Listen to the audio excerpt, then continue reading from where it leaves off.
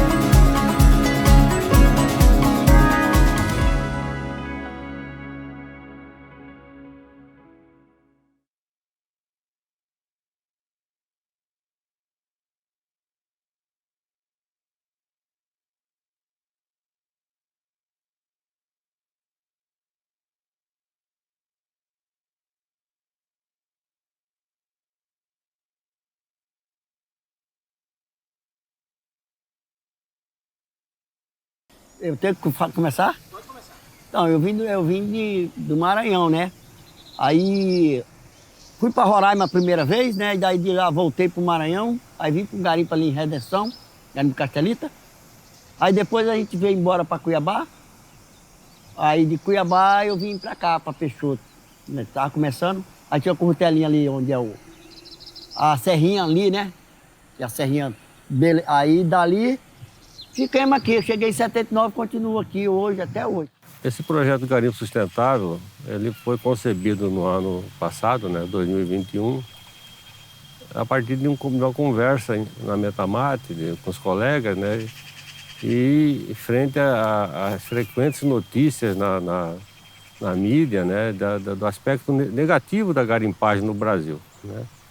E a gente entendeu que uma forma de contrapor, né, a essa opinião, sobretudo urbana, né, da garimpagem no Brasil, né, fazer um documentário que retratasse o que realmente a gente entende como a atividade garimpeira, né, e o que ela representa para o Mato Grosso e para o Brasil do ponto de vista de ocupações de espaços, de desenvolvimento e de formação da consciência nacional.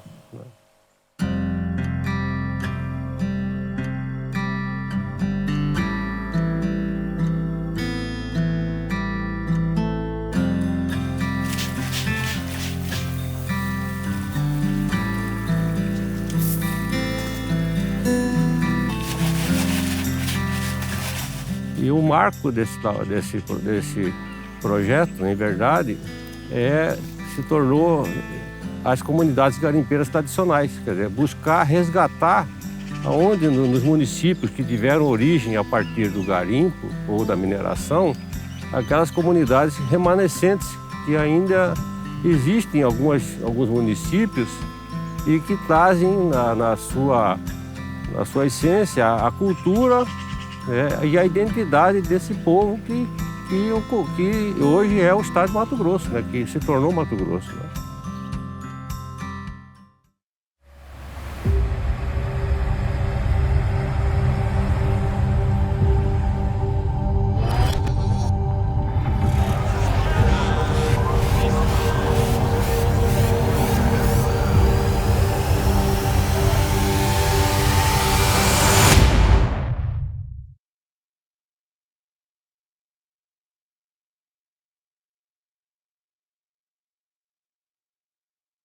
A história de Mato Grosso, né, como é de conhecimento e está nos livros, né, ela se deve basicamente aos bandeirantes paulistas, né?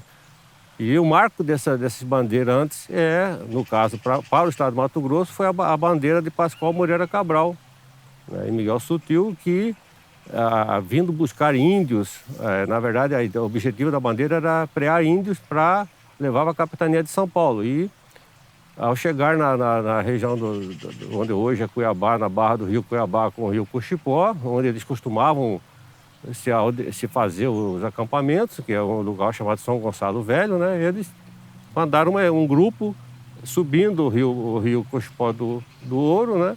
E encontraram ouro onde é hoje, antigamente se chamava Forquilha, e é a localidade de Cuxipó do Ouro hoje, né? E em vez de mel trouxeram várias pepitas de ouro, né, que encantaram e levaram a esses bandeirantes mudar o foco de buscar índios para procurar ouro, né? E resultou na fundação da Vila Bom Jesus de Cuiabá logo em seguida, né?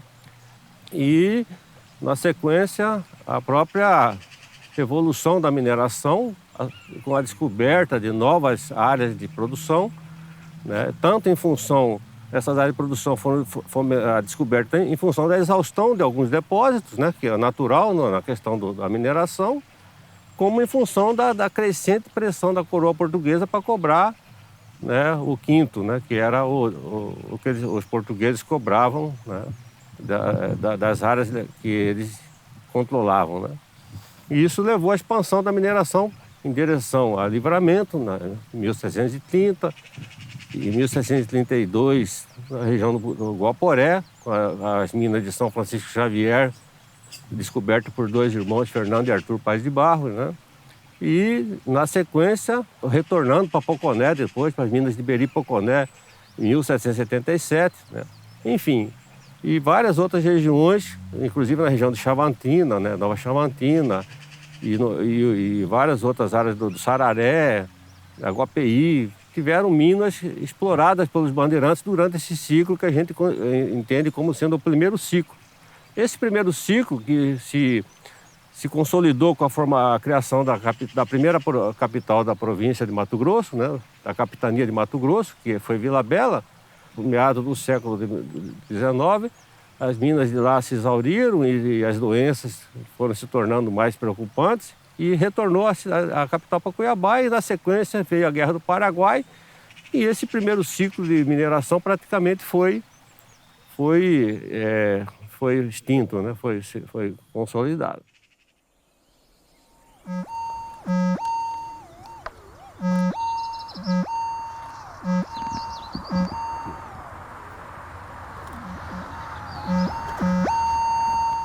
Acho que esse aqui é um ouro, hein?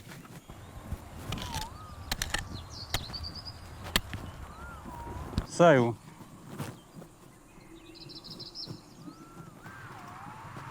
E aí, eu achei um ouro aí, ó. Aí, ó. Mais 2 gramas. Aí, ó. Saiu aqui. Massa, hein?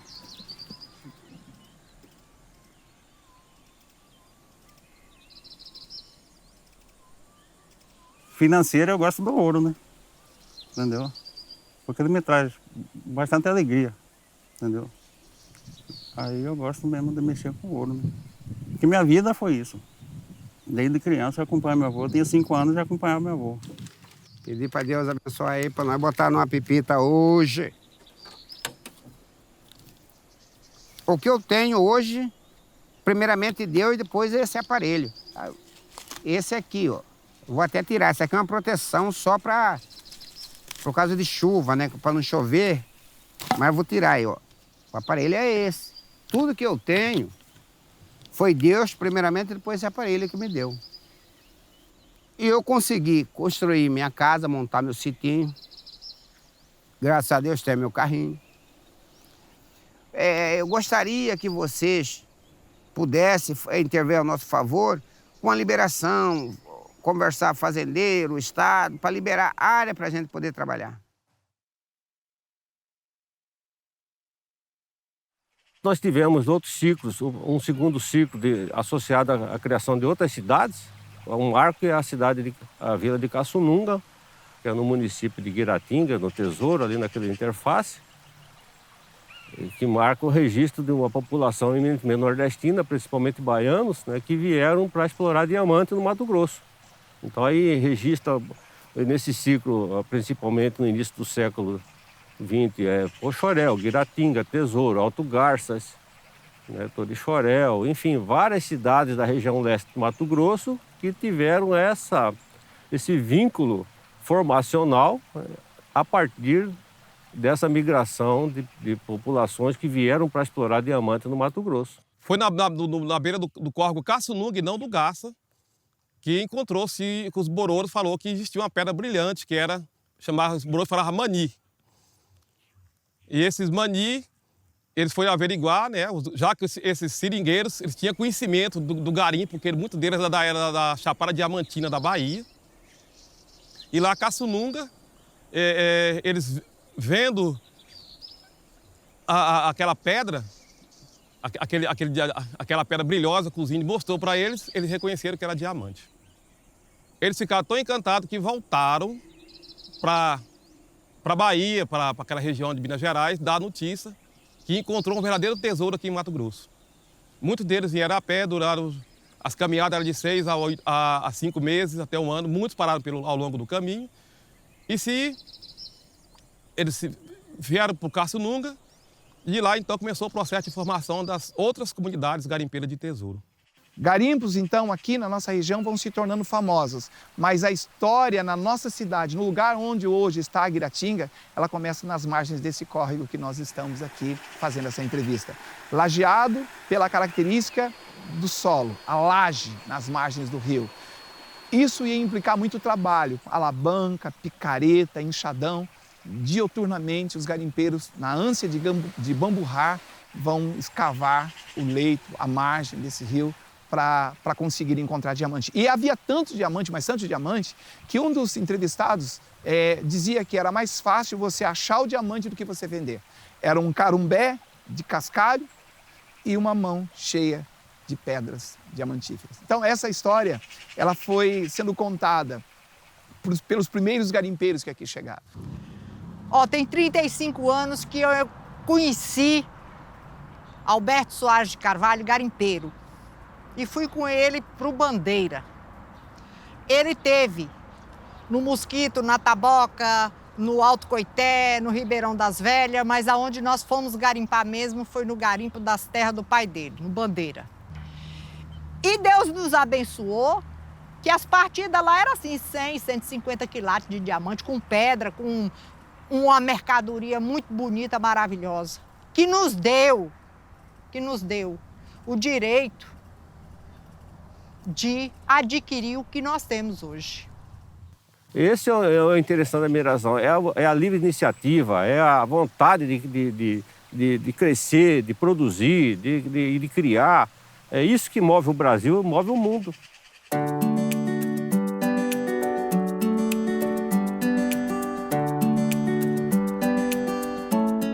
Falar sobre Alto Paraguai para mim é muito gratificante por eu ser filha de Alto Paraguai e por ser filha, neta, sobrinha de garimpeiros que aqui vieram, né, em busca da pedra que brilha aqui no Gatinho, né, na época denominada Gatinho.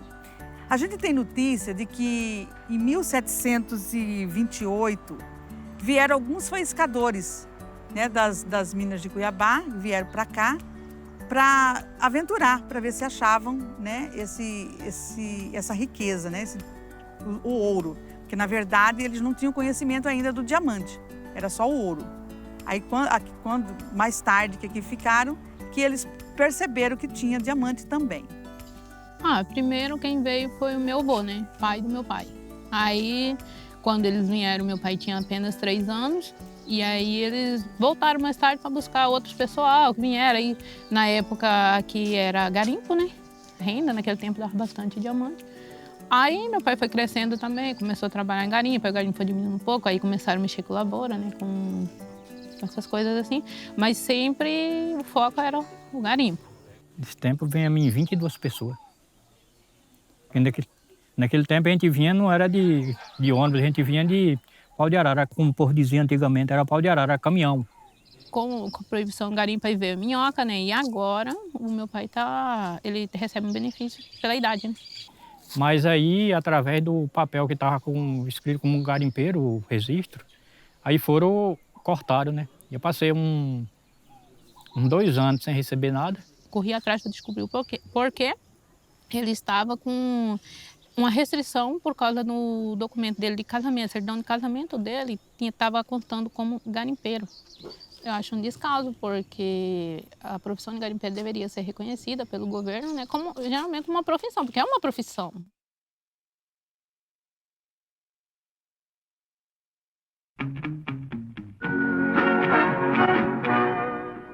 O estado de Mato Grosso está localizado no centro-oeste brasileiro e mantém dentro dos seus limites o potencial de um dos últimos redutos de recursos naturais virgens do globo. Sua capital é Cuiabá, o portão de entrada para a ocupação do vasto vazio demográfico de sua área amazônica.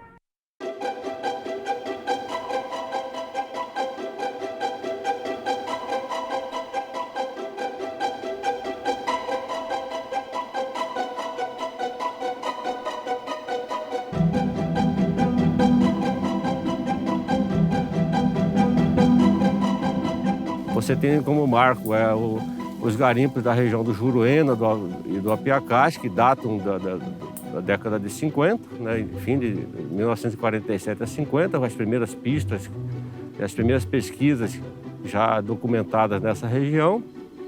Na década de 60, 70,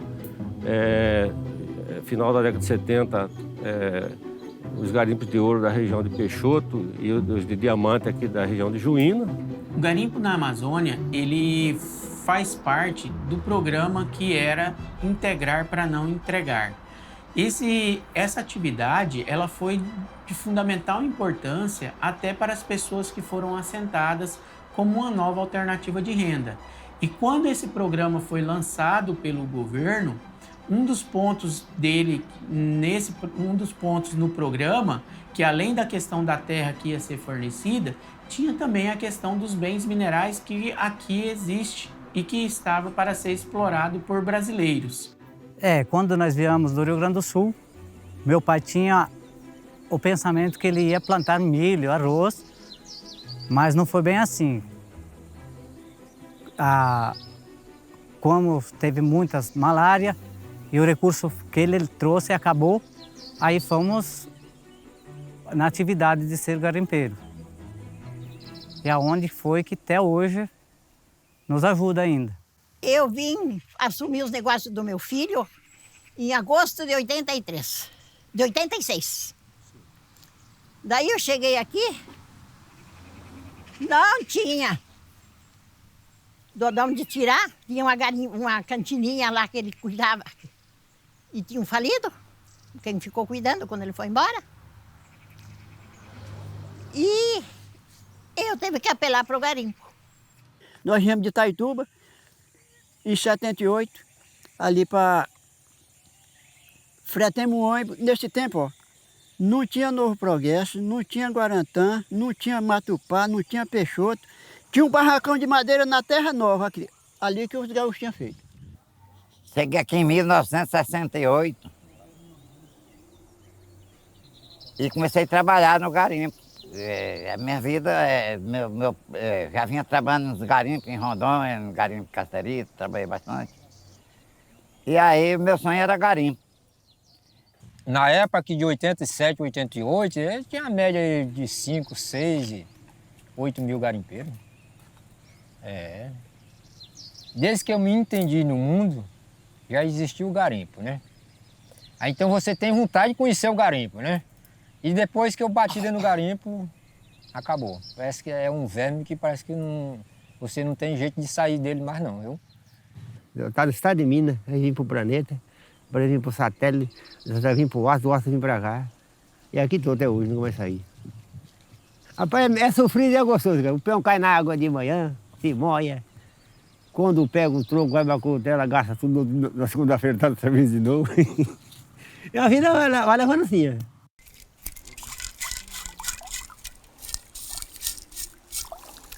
trabalhava na Taipu e eu tinha um sonho que a minha profissão não era aquela. Ia ter uma nova profissão onde eu ia botar a mão no dinheiro que eu não ia nem acreditar, né? Aí nós saímos da Serra Pelada, daí viemos, cruzamos Taituba. Quando eu cheguei em Peixoto, nos anos de 80, em setembro de 80, no início do Peixoto, bem no comecinho. Aí o dinheiro nosso acabou, aí fiquei trabalhando em Peixoto e eu comecei a gostar do ouro, porque o ouro sempre você estava pegando 20, 30, 50 gramas, nunca blefava, né? O senhor conseguiu realizar o seu sonho lá do começo, quando o senhor virou garimpeiro ou não? Não.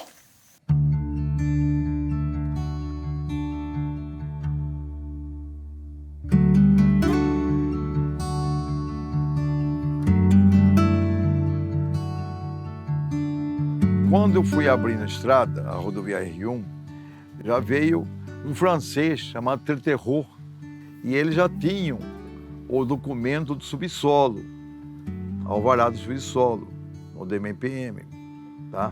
Então, e daí veio a exploração do garimpo, aí, pela empresa, daí veio os garimpeiros. Quando veio os garimpeiros, tinha uma ação, né, na justiça, que o governo do estado tinha mandado tirar os garimpeiros. Nessa época, eu era deputado e o Bezerra era governador. Então vinha um ônibus de polícia. Falou: Bezerra, você tem que saber a história, né, do garimpo em toda parte, porque só essas empresas que têm o direito, e nossos brasileiros não têm o direito. Então daí ele paralisou, porque eu propus até, nessa época, vir, né, com as polícias, né, a favor do garimpeiro. Se Deus quiser, a Metamate vai organizar isso aqui para colocar em ordem, não só Juína, como a região toda, o estado todo. Em 1986 teve a invasão dos garimpeiros, devido ao que o garimpeiro chama muito de fofoca, né? Que estava tirando quilos e quilos de diamante e tal. E na realidade não era bem isso, tirava diamante, mas não era isso tudo. Então houve uma invasão garimpeira onde realmente passou aproximadamente 45 mil garimpeiros na região. Era floresta, né? Floresta densa, em muitos casos, e teria que se derrubar essas áreas. Mas baseado também, por falta de conhecimento de muita gente, que discriminou essa atividade, a área mineralizada em todo o Brasil não chega a 1%. Mas, infelizmente, ela é associada aos aluviões, às drenagens, aos rios, que é isso que os ambientalistas, as pessoas condenam a atividade por causa disso até hoje. A atividade garimpeira ela é um segmento do nosso setor mineral, reconhecido na nossa Constituição Federal, como legislação própria, tanto na questão do título minerário que atende esse segmento, quanto também na pessoa do garimpeiro, que tem o seu estatuto, uma lei que cria o Estatuto do Garimpeiro. A gente pode perceber que há uma distorção, que há uma informação equivocada sobre o nome do garimpeiro. E no decorrer desses anos, a atividade, o setor, ficou muito passivo em ser chamado de garimpo ilegal ou de garimpeiro ilegal. Então hoje a gente vem tentando mostrar que a atividade garimpeira ela é uma atividade lícita, reconhecida e tudo mais. Agora, o que a gente não concorda, a gente não pactua e que a gente trabalha contra é as extrações ilegais. Essas atividades nós não somos favoráveis, a gente trabalha no sentido de combatê-las. Esse projeto ele realmente é um projeto de resgate cultural das praxes dessa atividade, dos roteiros que essas populações vieram a fazer para chegar no Mato Grosso, né? E busca, na essência, né, reconhecer que esse povo que ocupou esses municípios mineradores, na verdade, constituem a origem de Mato Grosso, né? Do estado de Mato Grosso.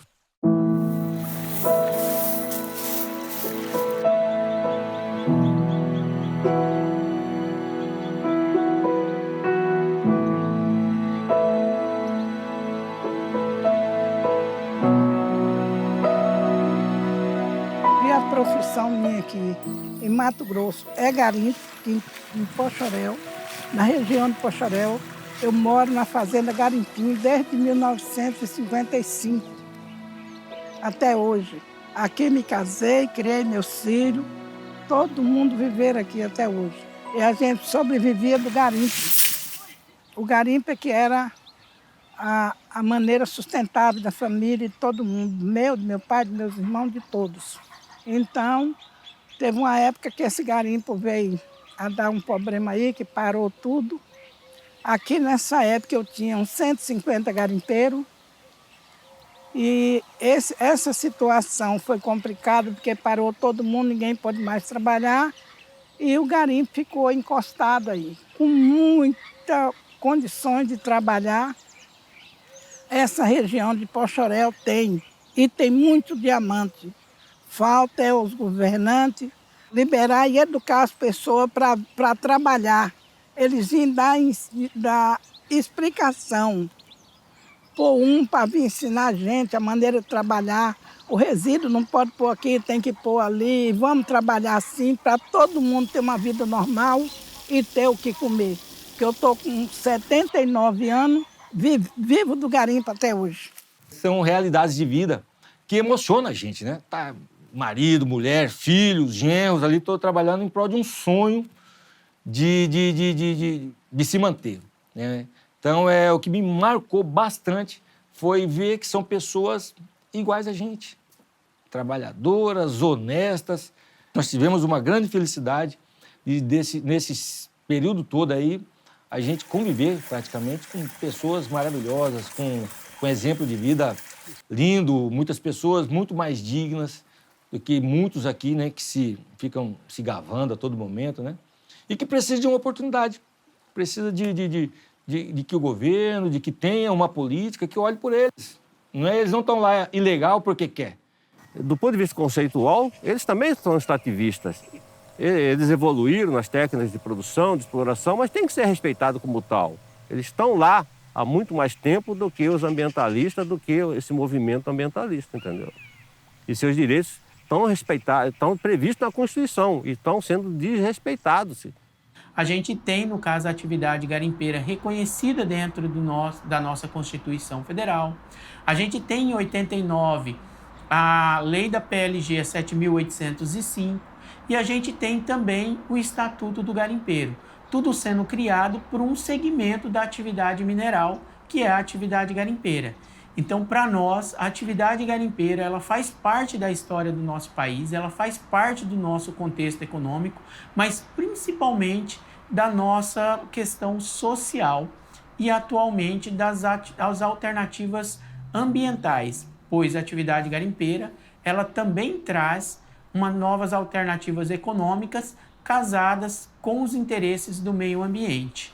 Antigamente era só cavado e não tinha importância com o dejeto, material, jogava água no rio e coisa e tal. Aí com a conscientização da COGAVEP já foi mudando de figura. Então hoje nós fazemos as cavas, essas cavas, a água que trabalha nela, elas ficam ali em circuito fechado, não sai água para o rio, córrego, nada. E aí vai trabalhando e com o passar do tempo já vai aterrando as outras áreas. Para depois fazer a recuperação, nivela a areia, joga o material de argila, joga a terra preta e onde é para recuperar com árvores, é feito esse reflorestamento e onde serve para capim, serve para capim. Geralmente as últimas cavas, que não fica aterrada, é usada para a criação de peixe. Esse projeto Garimpo Sustentável, ele de cara já é leva um título provocador.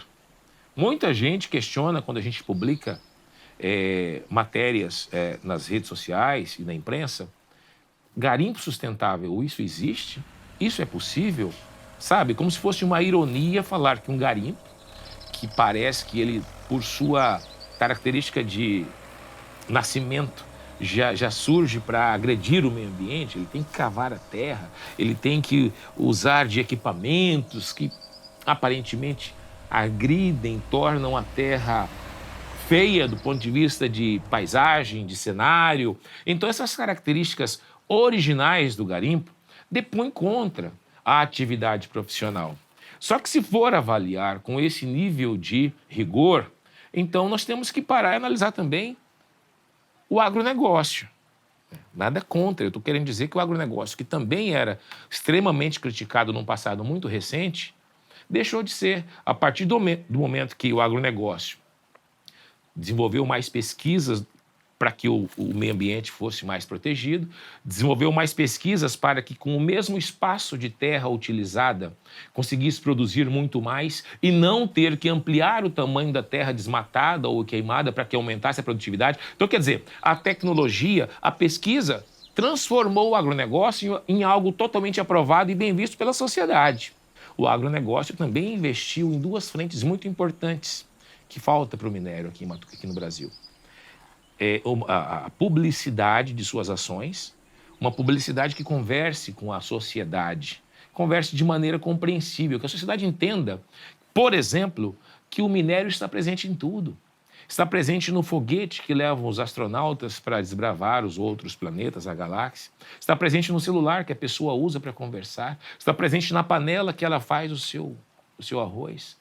Está presente no seu veículo, está presente na sua caneta. O minério não é só ouro, não é só diamante. São toda areia, a água mineral. A água mineral é minério. Então o minério está presente em tudo em nossa vida, mais do que o agronegócio, talvez. Assim como hoje o agronegócio é a força dominante na economia, na política e na condução do processo histórico do Mato Grosso, no passado foi a mineração que fez esse papel.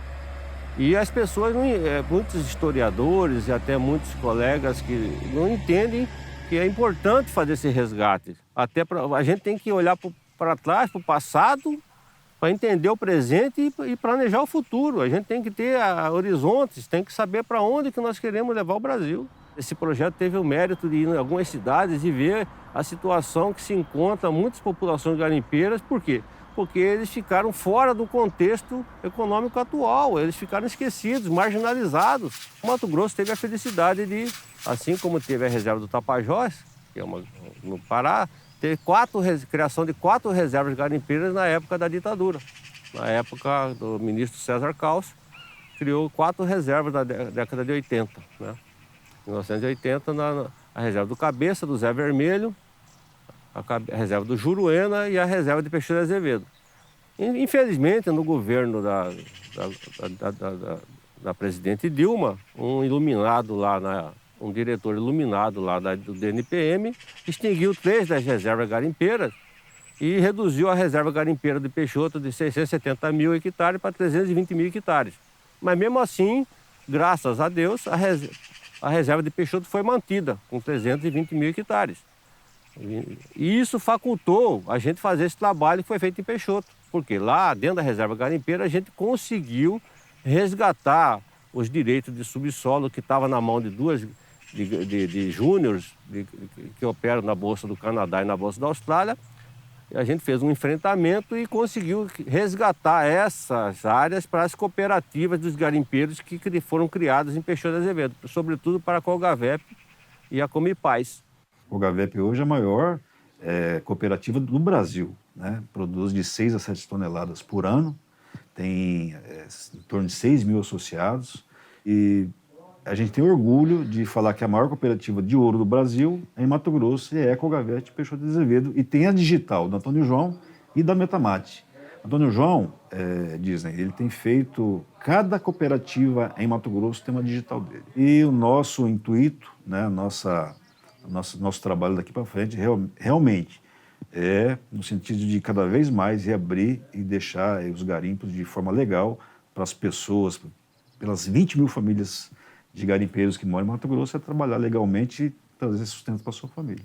E esse projeto vai ter o mérito de tentar convencer o governo a instituir políticas públicas, ações, ou para melhorar esse tipo de situação que vive essas pessoas, ou criar oportunidades, ou mesmo novas formas de mineração que agreguem essas pessoas dentro de um contexto de sustentabilidade social. Então, nesse primeiro momento, a Cor de Mato fez um projeto e visitou 13 regiões importantes em Mato Grosso, fazendo esse levantamento, né? X município garimpava diamante, X município garimpava ouro, né? A gente poder reativar isso. Nós já conseguimos reabrir um garimpo, abrir o garimpo lá de Aripuanã, estamos reabrindo o garimpo do Novo Aço, que é um garimpo antigo em Mato Grosso, reabrindo o garimpo do Juruena, que é um importante e antigo garimpo de Mato Grosso, que faz parte desse projeto. Pessoas que estão há 35 anos, que não podem trabalhar de forma legal, que não têm condições, e a Metamate, fazendo esse trabalho de fomento nas regiões de Mato Grosso, fez com que esse projeto andasse. Nós precisamos de um segundo grito da independência, porque o Brasil hoje está sendo dependente do mundo todo, o minério nosso todo vai embora e só vai por mão dos pessoais grandes. Os pequenos estão tudo sofrendo necessidade em cima do minério. Tenho 83 anos e quero voltar a trabalhar com o garimpo. E vou trabalhar, com fé em Deus.